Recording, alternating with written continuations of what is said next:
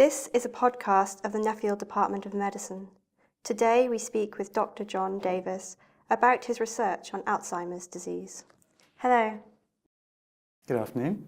Why is Alzheimer's disease such an important medical problem?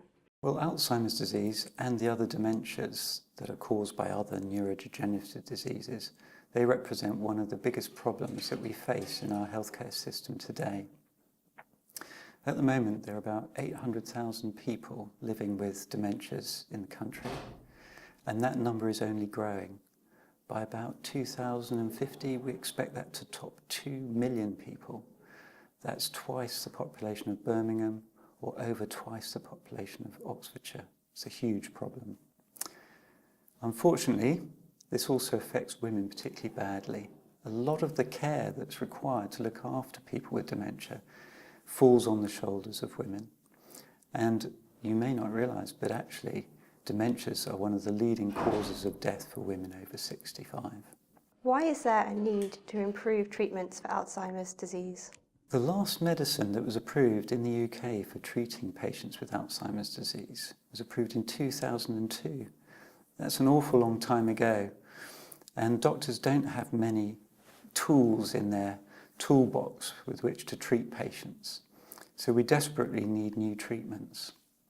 The other problem is that the treatments that we have today, they're all what we call symptomatic treatments. They just treat the underlying memory loss. They try and improve your memory.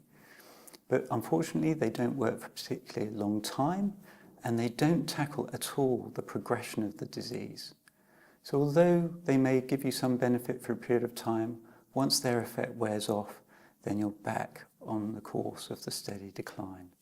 So we really do need to identify drugs that tackle the pathogenesis of the disease. How is the Oxford Drug Discovery Institute helping to discover new treatments for Alzheimer's disease? Well, the Oxford Drug Discovery Institute is one of 3 institutes that has been funded by the charity Alzheimer's Research UK. And our role is to try and bring forward the basic research that is developed within academic settings like the universities and start to turn that work into drugs. Alzheimer's Research UK has a campaign called Defeat Dementia, and it aims to raise £100 million for research over 5 years. So this is a huge effort. It's all part of the global initiative which the UK has played a leading role in to tackle Alzheimer's disease head on and meet the challenge of producing new treatments by 2025, or at least the germ of a new treatment by 2025. What are the most important lines of research that have developed over the past 5 or 10 years? It's been a particularly interesting and exciting time over the last decade or so for research into Alzheimer's and other neurodegenerative diseases. Over the next year or so, we're going to see the pivotal trials for a number of anti-amyloid approaches, and that was the main thrust of many efforts over the last decade or so. Those results will be extremely exciting. They'll tell us whether or not some of our basic hypotheses have been on the right track, and we'll be able to build on that. Another area that's been very exciting has been the emergence of genetics. So because we can gather data now from large numbers of people, we can look into the risk factors which might contribute towards a particular individual having Alzheimer's disease. And those studies have actually honed in on one particular mechanism, neuroinflammation. So there's a lot of excitement amongst academic groups and amongst pharma to really dig deep into those neuroinflammatory mechanisms. And that's one area we'll be focusing on in our institute. Why does your line of research matter? Why should we put money into it? Alzheimer's disease, as I've said, is a huge burden. It affects women a lot. It affects many, many families. About 1 in 5 families will have somebody in their family with dementia.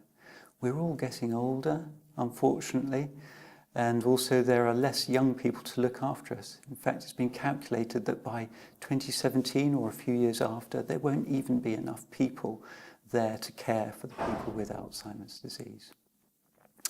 So it's imperative that we find new drugs and find them fast. with the emerging nations, developing nations, developing their populations going to live longer as well, and globally there's going to be an absolutely huge number of people suffering from dementia. In the UK alone, the costs of caring amount to about 24 billion. Globally, that's several hundred billion. That's equivalent to small countries in the EU's gross domestic product. It's a massive burden. We have to do something about it now. How does your research fit into translational medicine within the department? Well, the Division of Medical Sciences has made translational research one of its main thrusts, and our department is all about translation.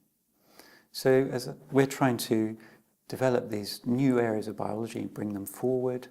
The main job for us is to de-risk these areas of biology, new areas of biology, so that pharma, biotech and funders will pitch in to push the research on to the final delivery of a drug. So that's really our raison d'etre, that's the whole purpose.